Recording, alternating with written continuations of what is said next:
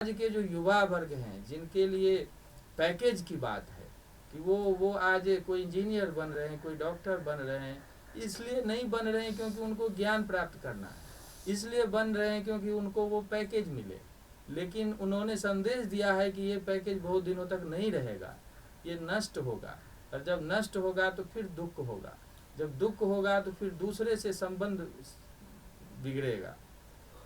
तो इस प्रकार का चिंतन लेकर जो हमारे बाल्यावस्था में जो हैं, जो युवावस्था में है, जो वृद्धावस्था में है, वृद्धावस्था के लोगों के लिए उन्होंने क्या कहा है कि जो आप अब उस स्थिति में आ गए हैं कि आप हमेशा उस आत्म तत्व का सोचें, आप अब और भौतिक चीज़ के बारे में न सोचें।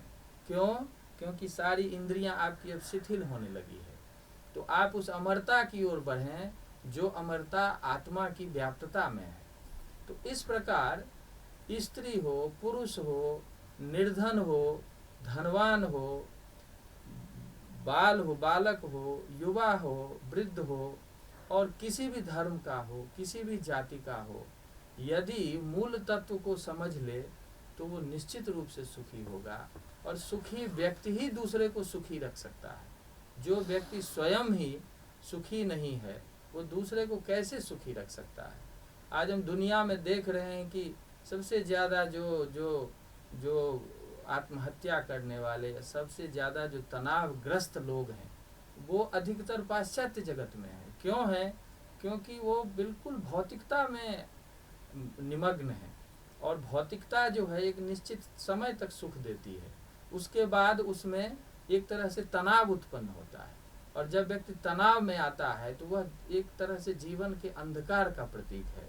उसके बाद उसको कुछ दिखाई नहीं देता है, और जब दिखाई नहीं देता है तो फिर वह कुछ और सोचना शुरू कर देता है। इन सारी बातों को ध्यान में रखते हुए आचार्य शंकर ने उसी समय ये सोच लिया था कि भारत के जितने लोग हैं, विश्व के जो लोग हैं, उनको किस तरह से हमें उस स्थिति तक पहुंचाना है जिसके बाद किसी चीज़ की ज़रूरत नहीं रह जाती, जिसके बाद कोई मन में इच्छा शेष नहीं रहती। वो कहते हैं कि यद विज्ञाते सर्वम विज्ञातम भवति, जिसको जान लेने के बाद किसी चीज़ की जानने की इच्छा नहीं रहती। तो इसलिए उन्होंने देश की ये संरचना बनाई, इसीलिए उन्होंने दो तरह की परंपरा स्थापित की जो कि भारत में अनादिकाल से है। एक तो संन्यास की परंपरा है, दूसरी परंपरा गृहस्थ की परंपरा है। गीता शंकर भाष्य में उन्होंने भूमिका में लिखी है कि जो दो परंपरा हुई, एक सनत सनंदन सनत कुमार इत्यादि की परंपरा है जिसको हम संन्यास परंपरा कहते हैं। दूसरा जो प्रजापति हुए, जैसे दक्ष प्रजापति, जैसे कश्यप प्रजापति इत्यादि, जो है वो गृहस्थाश्रम की परंपरा है। गृहस्थ के लोग किस प्रकार रहें जिससे कि वो सुखी हों और लोक कल्याण में रहें। उन्होंने कहा है कि राजा जनक जो थे वो सबसे आदर्श हैं सबके लिए। क्यों? क्योंकि उन्होंने एक जगह पंक्ति लिखी है बृहदारण्यक उपनिषद में कि मिथिलायाम प्रदीप्तायाम न में दह्यत किंचन। राजा जनक ऐसे थे कि यदि उनके भवन में आग लग जाती तब भी कोई चिंता नहीं, यदि आग नहीं लगती तो भी कोई चिंता नहीं, यदि कहीं विपत्ति की अवस्था है तब भी कोई चिंता नहीं, और यदि सुखमय अवस्था है तब भी कोई चिंता नहीं। वो इस तरह के व्यक्तित्व का निर्माण चाहते थे। वो चाहते थे कि भारत और विश्व के सभी स्त्री पुरुष, सभी बालक, युवा और वृद्ध इस स्थिति को प्राप्त करें कि जहाँ उनको किसी भी परिस्थिति में जो हानि हो या लाभ हो, जय हो या पराजय हो, सुख हो या दुख हो, वह अपने मूल स्थिति में टिके रहें और वो अपने मूल स्थिति से कभी विचलित ना हो।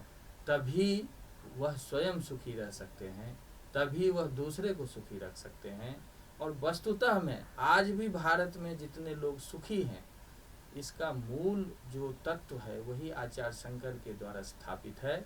आज भी हम सर्वे में देखते हैं कि भारत के जो लोग हैं वो पाश्चात्य जगत के औसत में बहुत ज़्यादा सुखी हैं। वह रुपये पैसे की दृष्टि से बहुत धनी नहीं है, लेकिन सुख की दृष्टि से अधिक सुखी है, ऐसा सर्वे में है। क्यों ऐसा है? क्योंकि भारत के लोगों में वो जो उनके द्वारा दी हुई शिक्षा है, जो उपदेश है वो परंपरा से सुन करके, अध्ययन कर करके किसी रूप में वहाँ पे है, उपस्थित है, और वह संस्कार उसको प्रेरित करता है। और जो जिस कार्य में लगा है, जो उसको प्राप्त है, वह उससे सुखी है, स्वयं सुखी है, वह प्रकृति की रक्षा करता है।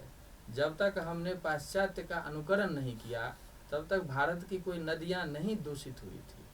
कभी उसमें लोग कभी ऐसा जो उसको गंदगी नहीं उसमें डालते थे। लोग यहाँ पेड़ पौधों की पूजा करते हैं, लोग यहाँ पर्वत की पूजा करते हैं, यहाँ प्राकृतिक जंतुओं की पूजा करते हैं। ऐसा क्यों है? ऐसा इसलिए है क्योंकि आचार्य शंकर ने हरेक लोगों के मन में ये डाला कि जो कुछ भी है वह उसी एक सत्ता का रूप है। उपनिषद में कहते हैं रूपम रूपम प्रतिरूपम बभूव। जो कुछ भी है वह वही आत्मा है, वही आत्मा की एकत्व वहाँ विद्यमान है।